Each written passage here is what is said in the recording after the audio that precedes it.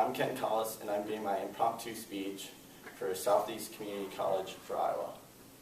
Hello, I'm Ken Collis. Most of you know me because I work with both of you.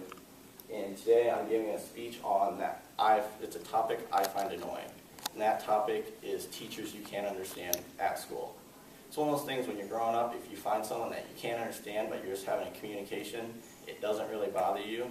But when it gets to the point of you're paying tens of thousands of dollars to go to school, and you're sitting through half the class going, I've got no idea what he just said, and you're spending 90% of your effort trying to translate what he's saying to you just to be able to take the notes.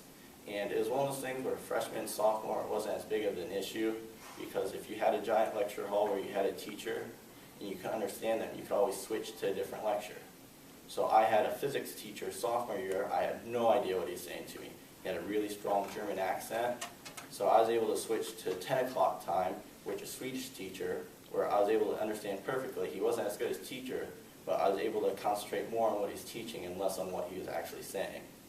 Now that I'm a junior and going to be a senior, when you get those specialty classes that are only one class offered at one time, you're now in the situation of, well, you get stuck with the teacher no matter what because you can't switch. And for soils and for water class, it was one of those where I had spent half the class trying to figure out what he was trying to say to me, and half the class trying to figure out which words he was saying and which he was saying kind of with his foreign accent, where he'd actually use his common words in place of ours because they had troubles with their S's.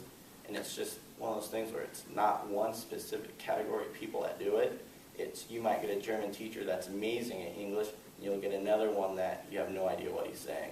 I once had a teacher with such a southern drawl, I'd switch out of his lecture because I couldn't understand through his accent what he was actually trying to say to me.